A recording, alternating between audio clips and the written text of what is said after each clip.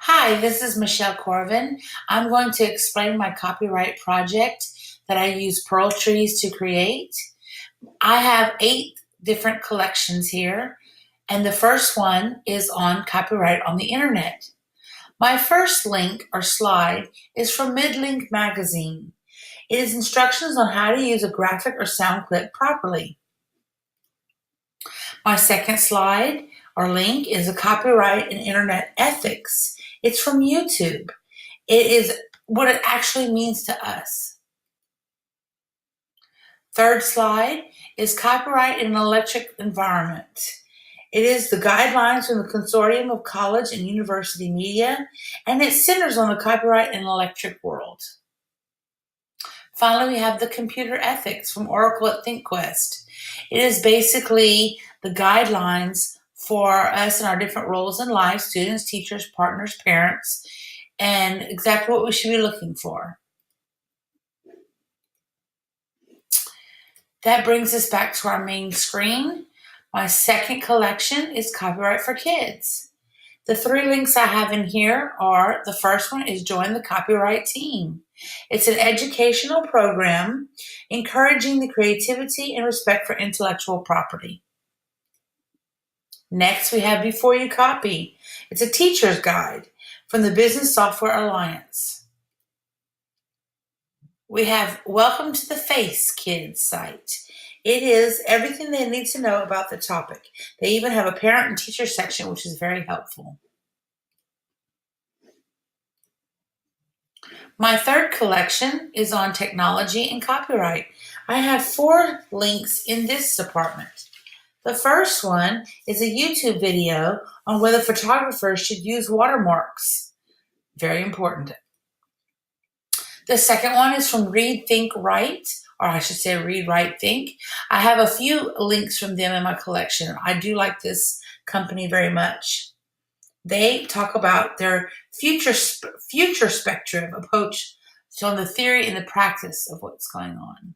Future spectrum. I like that word. Next, we have digital watermarks again, and why are they important practice for many, not just photographers. And finally, in this collection, we have the textbooks. Are they becoming extinct? The evolution of them. And is it better to have a textbook or go to Wikitext?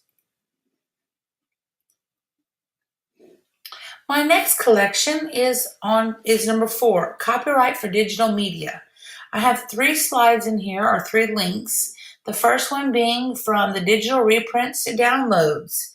It is also from Read, Write, Think, which is from NCTE. Next, I have someone who created a curricula for fair use guidelines for teachers. If you click on the link where it says download, it's very helpful and informative, and you can easily print it out. Finally, we have the code for best practices for fair use in media literacy education. This is from Media Education Lab, and it is an all-inclusive document that you can look at and read that really helps a teacher out.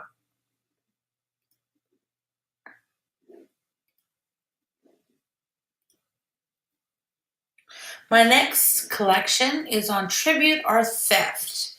This one I found very interesting because it dealt with a lot of things that I never would have thought of before. The first one, copyright criminals and music sampling. The whole music industry and what's going on with that. Then I have 11 artists who wouldn't give Weird Al permission for a parody. The copyright laws and what they felt about it. It was very interesting. I didn't know he had to go through so many hoops to actually be able to use a song. And finally, the famous Harley-Davidson sound trademark. It's very loud, so be careful when you click on it. My next collection, for number 6, is on digital citizenship. These slides all have to do with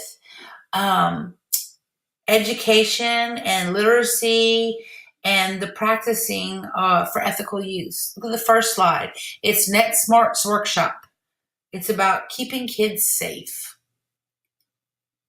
Then I have digitalliteracy.gov, and it talks about, they have several links in this one actually, not just the main screen, but it has all the different aspects of digital literacy that you can think of. Next, we have Common Sense Education, which provides teaching strategies and digital citizenship tools for educators. And finally, on Wizard Tools, I know the front doesn't look very nice, but it is for searching, evaluation, and the ethical use of just about everything. You plug in what you're looking for, and it takes you to where you need to go. My collection 7 on plagiarism, copyright, and paraphrasing has 4 links in here. The first slide is a Cura key. Also, if you click on the download, it'll tell you it's a Word document from the Writer's Handbook on paraphrasing, plagiarism, and quotes for teachers. Here's a YouTube video on plagiarism and how to avoid it. Very informative. Next, we have an overview from plagiarism.org on what it is and how to avoid it. And finally, again, we have Read, Write, Think from the NCTE company, and it is it chimes back in with the lesson plan on how to avoid plagiarism, but it's very clear and very easy to follow.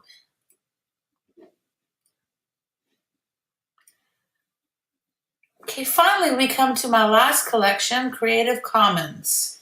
The Creative Commons is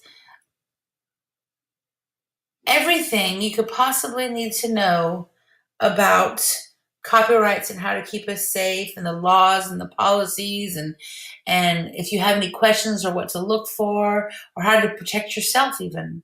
The first slide I have, or the first link, is from creativecommons.org website. It's keeping us up to date on all the laws and policies and what's going on in that whole copyright world. My next link is from a wiki, Creative Commons Wiki. It also, this one lets you get involved in the fight against plagiarism and copyright, and you can collaborate with others on the matter.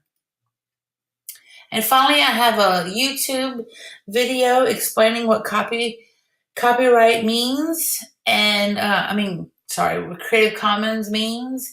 And it's a little silly, but it's very informative. It puts it in much simpler terms for you.